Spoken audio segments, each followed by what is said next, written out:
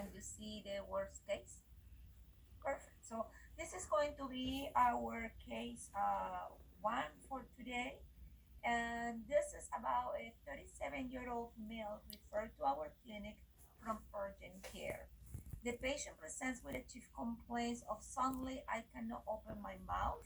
He describes being unable to open his mouth, difficulty eating and chewing, and sometimes pain in the right preauricular region.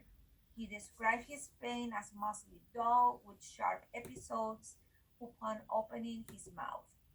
Upon review of the medical history and medications, patients deny medical alerts or allergies, and currently he is taking over-the-counter vitamins. And I, yes, and I must say that a lot of these cases, actually, I have the opportunity to work with the graduate students from different programs. This particular case, I apologize, I don't have the citation in the or the acknowledgement in the first page, but this was from Dr. Sumbles. Um, I I took the cases and obviously I edit them and correct what was not appropriate to share with you. But I want to give credit to the doctors that are in the graduate programs that somehow and at some level participated in these discussions previously. Based on the symptom questionnaire, so now remember, we no doubt that we ask for a history and a detailed history of the chief complaint, and that's what we try to summarize to you in the narrative. And now I'm going to be using those instruments that I presented to you through the class. And the first one is the symptom questionnaire, and this is coming from the DCTMD. So these are structured questions that will allow you as well to integrate with the clinical examination in order to fulfill the logarithms for diagnosis of axis 1, which is the clinical diagnosis.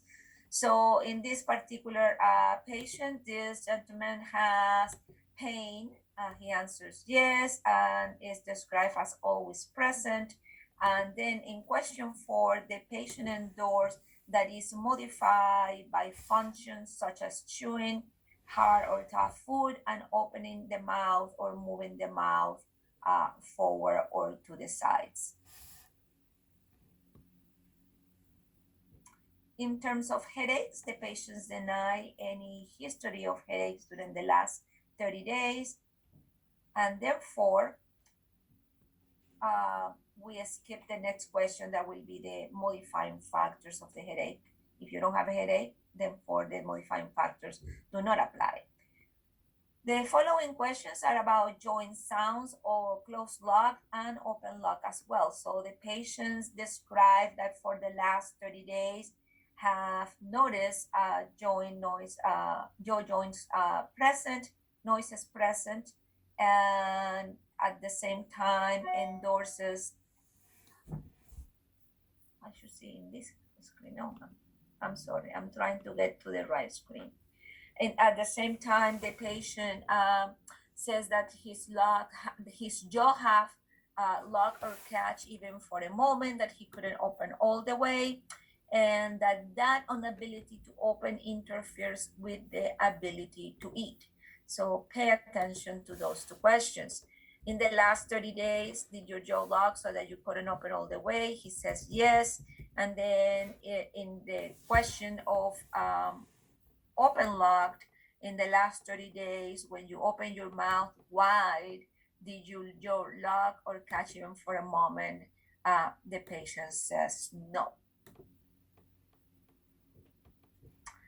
Upon the clinical examination, and give me 1 second because I have all the pictures over my screen and that's what I cannot see.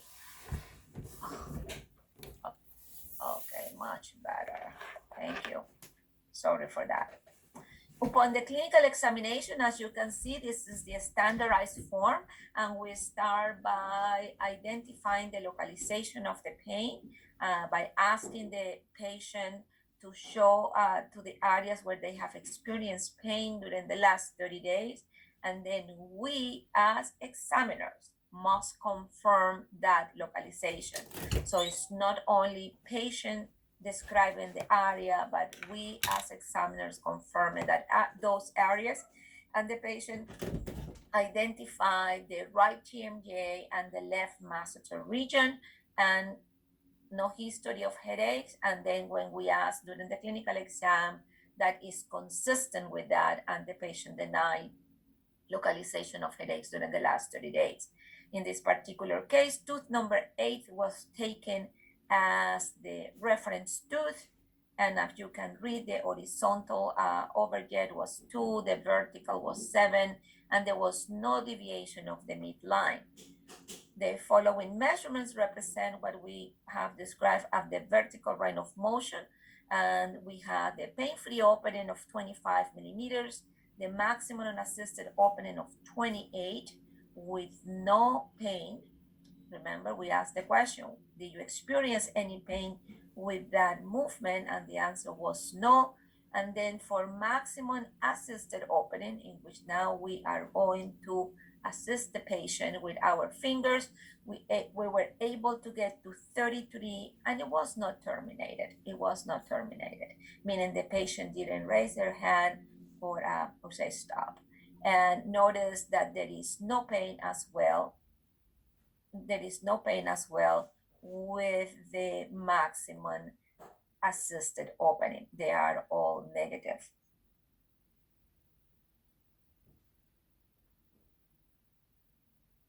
I am having technical difficulties with the arrows.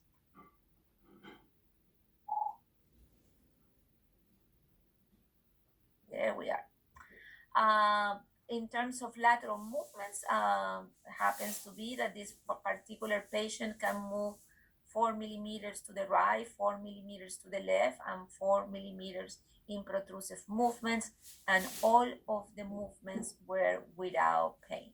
That described by all the negative, the red ends, that means no.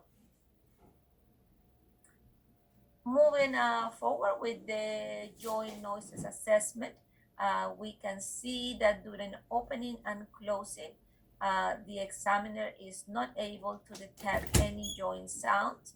Neither the patient described any sounds during the assessment, neither in the right TMJ or the left TMJ. During the lateral and protrusive movements in the right joint, the examiner doesn't detect any sound, neither the patient doesn't describe any. And in the left joint, during lateral and protrusive movements, the examiner is able to detect a click in the left TMJ, which was non-painful when the patient, detects a click and the patient does not detect any sounds.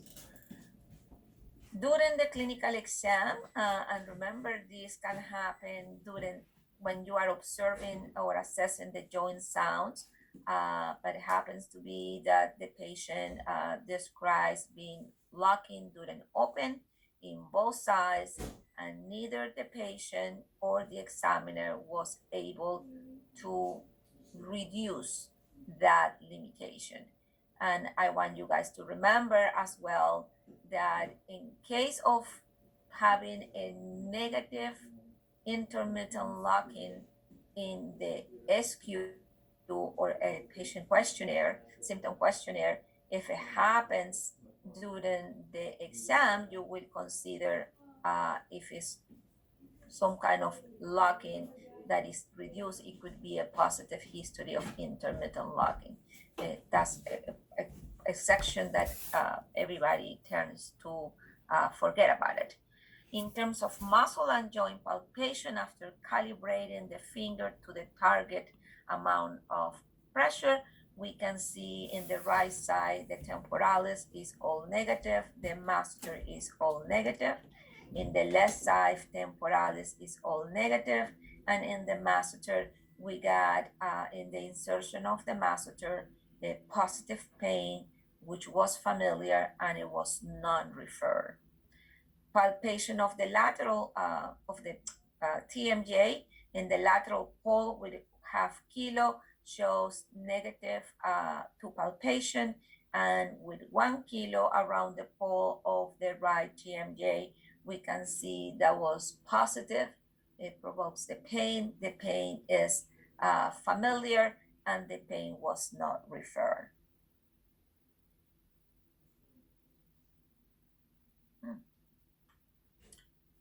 Supplemental muscles, as we told you, that's part of the DCTMD examination. We palpate the posterior mandibular region, submandibular region, and intraoral, the lateral pterygoid region, and the temporalis tendon. Keep it in mind that these are less reliable, especially the intraoral palpations. We have all negative to palpation. And I already highlighted here the diagnosis, and I will explain how I got there for this first case. For the subsequent cases, even though I'm giving you the diagnosis, I will select people to explain to me why I arrived there. So we have a diagnosis of myalgia, right arthralgia, and these displacements without right and left, this displacement without reduction, without limited opening. How I was able to arrive there? Well, I deleted my summary slide, so I have to do it from my memory now, from my head. And this individual comes with a complaint, with a chief complaint of pain that is present during the last 30 days, and the pain is modified by function and or parafunction. Upon the clinical exam, as an examiner, I was able to confirm the area of complaint in the masticatory muscles and in the TMJ.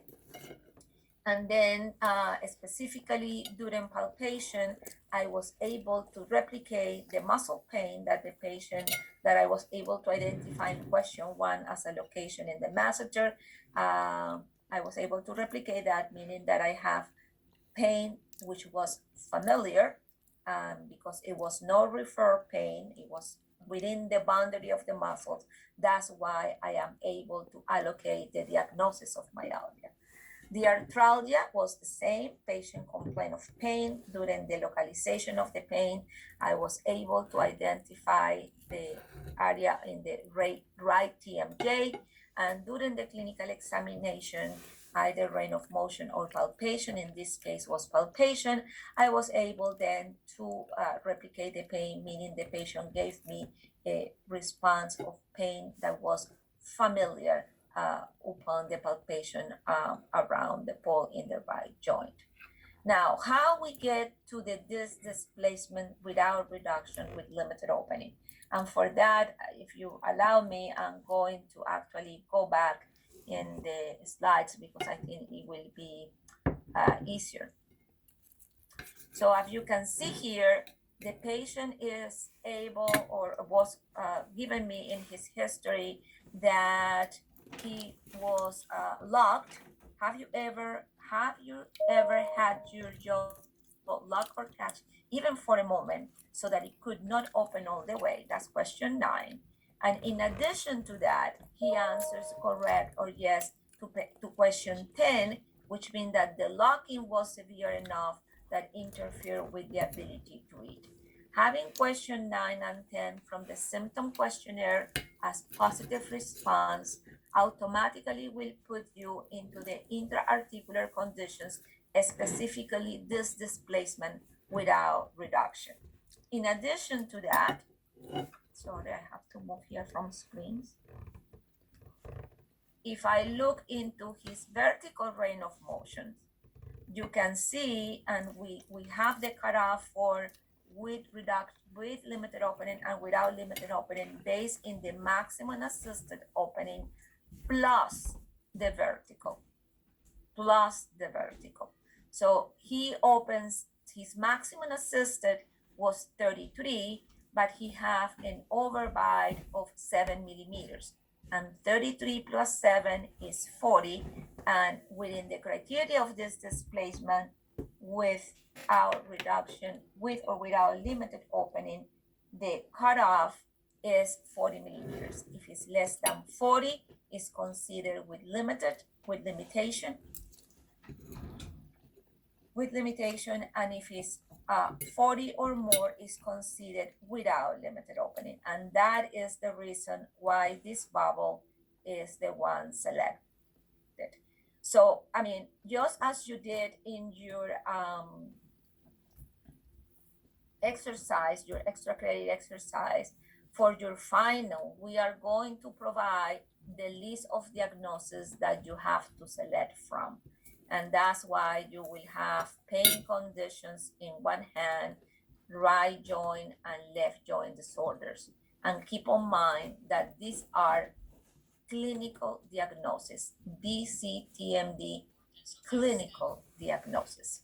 Any questions at this time? I don't know if I'm talking too fast. Too fast, Dr. Crow? No? Okay. So let's continue with the case because that's not the end. We taught you during this semester that was the Access 1. Access 1 allow us to integrate the history that comes either from the narrative, and we use this standardized instrument called the symptom questionnaire, and this access to, that is the psychosocial characterization of the patient. And once again, is not diagnostic except for one instrument that we will highlight to you, but it is to characterize the subject, the patient, because this is going to have an impact in how we are going to be addressing our treatment. What kind of determination and decision are we going to do from it? So in his access to, remember, these are the battery of questionnaires or instruments that we use. So when I mention the word instrument, I'm talking about these questionnaires. If you associate the word instrument with questionnaire, you are correct. And these are the domains that we are measuring. These are the domains, and they are called domains because you cannot physically measure these things. So then there are instruments that has been developed to assess and measure this domain or these constructs, right? So we have the pain intensity, the pain location, the function, the limitation, the distress, depression, anxiety, physical symptoms, and parafunction. So let's see how this particular patient does. So when we gave the patient all these instruments to be completed, patient identified the pain very specifically to the right joint and specifically to the left mesenteric region.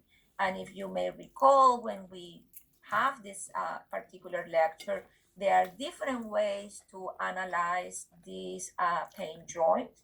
I mean, it can be as fancy as using scanners and estimated the level of area that a patient can draw. We approach it in a more simplistic manner. If it's only in the head region, we score it as a 1. That's why it's a 1 here. And in addition to that, we divide the body in upper right and left and lower right and left, having a total score of 5. Remember that the utility of this pain drawing exercise or instrument for the patient is, number one, it has to be consistent with the history that they are providing to you, right? So that I feel very good in this particular case. That's what he complained about it. That's what he's drawing about it. In addition to that, I have to be consistent with the medical history because it will allow you to either identify or confirm the presence of comorbid medical conditions. This is the graded chronic pain scale, which is going to allow you to determine the intensity of the pain and the level of disability, okay? The intensity of the pain and the level of disability. The characteristic pain intensity, CPI, is calculated based in questions 2, 3, and 4, which is a assessment or measurement of the intensity of the pain right now, worse and average, which is giving us a global picture of that pain intensity. And in this particular patient, the characteristic pain intensity is 40. And for CPI or characteristic pain intensity, 50 is the cutoff point that has been established by the authors of this scale. So we will consider this a low characteristic pain intensity. And then the disability aspect is a component that is calculated in the last three questions, which is the level of social disability that the patient has due to the particular pain condition that we are assessing, okay? And in this particular case, as you can see, in the last 30 days, this individual doesn't have any issue with daily activities, recreational or social and family activities, or the ability to work. Therefore, is no disability, and there is no expectation that you will be calculating these final scores. But for me, it's important that you understand how it's interpreted, because a graded chronic pain scale level 1 means that the patient have no disability, but they have a low level of pain. So 1 and 2 grade of chronic pain intensity. 1 is for low pain, no disability. 2 is for high pain, no disability. And then 3 and 4 are for low and high disability, independent of the pain level.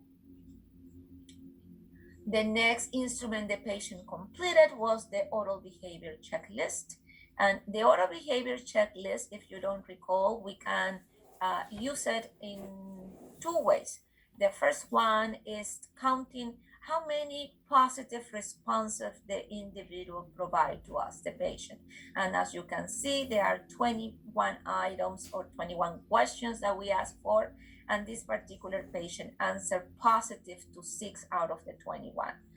A more traditional way to see it, and I think both have a good implication for treatment. The second one, the second way to measure that is by adding. So this is a 0, 1, 2, 3, and 4. So you can have 21 times 4, a maximum of 84. And this particular patient scored a 12, which is relatively a low score. So these 12, by the way, based on OPERA studies that I presented to you during these 12 weeks, says that 25 and above increases the risk of developing and to make a chronic pain that is acute more chronic.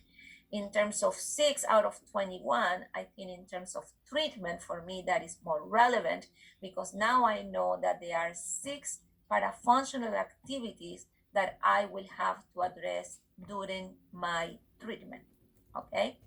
During my treatment. In addition to that, and you should highlight this, this is the instrument that we use to guide us to provide the diagnosis, which is not a DC-DMD diagnosis, but we cannot ignore it, the diagnosis or the additional diagnosis of nocturnal and diurnal parafunction. So in this particular case, this patient, as you can see, he endorsed that he does 4 to 7 nights a week, clench and grinds his teeth during sleep. So now we have an indication of nocturnal parafunction. Obviously, we may ask the patient as well, independent of the instrument in the narrative, if symptoms are present upon awakening, right? And in addition, as I said, the presence of these diurnal parafunctions, that means that I have to address that during my treatment. So, and we will get to the treatment, but notice that he says that he chews only in one side, that he eats between meals, so it's always chewing. So abstain talking, always talking. Singing, well, I don't think I will ask somebody to stop singing. That's supposed to be good for your soul. And yawning, so that I may indicate what can the patient do to avoid extra load in the joint while joint, right? So instead of going like an alligator, maybe I will be teaching this patient how to support the jaw, especially if they endorse any open which this is not the case in this particular case. Your functional limitation scale is the assessment of how much this limitation or how much does the pain limits the patient to have a functional masticatory system. And I'm not going to read question by question, but we may be providing to you this kind of scores, and I put this little table here as a reference. So non-TMD patient, non-TMD patient, individuals that don't have TMD, as you can see, the values are extremely low, 0.2, 0.1, 0.1, 0.1. This is the some of the reference numbers from the scoring manual, and then you can see that they are higher than the non-TMD. And now you can see here your patient, which have a mastication score of 9.2 and a mobility score of 6.8, which, they are very high. And even if you don't want to see this number, you move here into the instrument and you can see severe limitation, severe limitation, severe limitation, severe limitation, which means that the pain or the condition this patient have is not allowing him technically to chew, which is the masticatory domain 1 to 6, and then to be able to open their mouth, which is 7 to 11.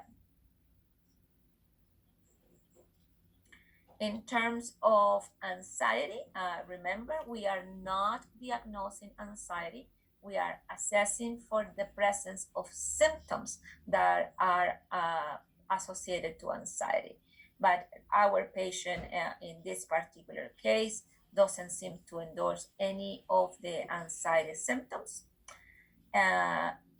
PHQ-9 is about depression, and our patient seems to do not endorse any of the anxiety symptoms, depression symptoms. And the PHQ-15 is the physical symptoms, okay? Physical symptoms. And in this particular case, our patient doesn't endorse any of them. And 4 is not missing data, is only for female patients, and we have a male patient. So if I want to summarize to you the information, then as I mentioned before, only affects the head. The CPI is low, patient have no disability, patient have a low score, although endorse 6 activities that we want to address. Technically, we can see that is limitation at the mastication and mobility, and we are not concerned in terms of presence of symptoms that are associated with distress, because none of the 3, anxiety, depression, or somatization, are endorsed by our patients. So how are we going to treat it? Remember, patient education, patient education, patient education, patient education. That is your first step. So we will definitely discuss with our patient the nature of the condition. What is this thing that we call TMD and that they may be calling something else? Explain about the natural history. At this time, you have enough material in your toolbox that you can explain what it is. That is a multi-factorial condition, and what is the progression of it, right? Both for at the pain muscle level, masticatory muscle or joint, and as well into the intra-articular conditions such as disc displacements and degenerative joint disease. And we will talk to the patient that the approach of the treatment is going to be multidisciplinary, right? Home care, we stress home care a lot, and you got technically 2 lectures. Orbach covered in his lecture, and I did myself. And we will, ask the patient to rest the system when they have the pain, avoid movements that are going to be triggering the pain or the locking that he described. Use of hot and cold as physiotherapy program, eating soft food, I will add here eating bilaterally, since that was one of the things that he endorsed in his oral behaviors questionnaire or instrument. Avoid extreme jaw movements. Doctor, when I do this, is when I have my pain. Well, don't do that, but you have to explain that. He mentioned yawning to be an issue in the jaw functional limitation and in the oral behavior, so we can teach our patient to gently hold the jaw when they are yawning, so they don't have to open their mouth to the maximum opening. Avoid gum chewing. We can teach them exercises, as I will get to the exercises in a minute, and definitely a pain-free diet. I think that's how we present it to you, or a non-hard diet. So if I eat a steak and that's when it hurts, well, let's avoid it. And remember, the diet modifications are not modifications that are going to be forever. We were talking about a period of 3 to 4 weeks of diet modifications so that the patient can be compliant and engaged with the physical therapy aspect. Dr. Crow, any comment in home care that I probably forgot, or Dr. Kakatu? In terms of physical therapy, I think it's great that we will be able to help our patient, and we will definitely be able to do a spray and a stretch, and it makes sense here. Remember, the patient maximum assisted was around 33. So I feel very comfortable saying that I want to do a spray and a stretch my patient. Jaw manipulation because of the locking to see if we can unlock him, and we can apply ultrasound therapy. In terms of pharmacological therapy, short-term use of over-the-counter analgesics. This patient didn't have any allergy histories, and I didn't see his medical was clear, and so I don't have any contraindication for using non-steroidal anti-inflammatories, or I apologize, it should say here acetaminophen instead of Tylenol, or acetaminophen.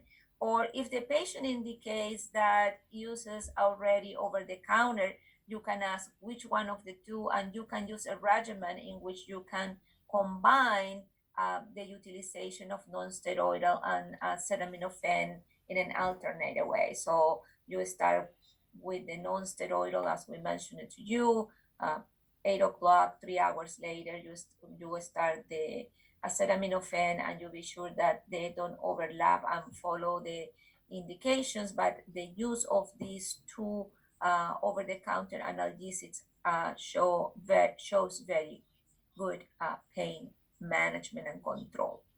And we couldn't ignore the use in interocclusal appliance, and that's what I highlighted. This patient was clenching every night, was the maximum score that he had in his in one of the items of the oral behavior checklist.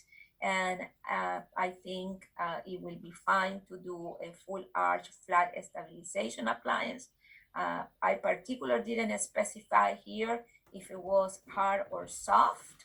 I think it can be either or, because data, as Dr. Crow instructed you, data shows that they are equally effective in managing pain and increasing range of motion.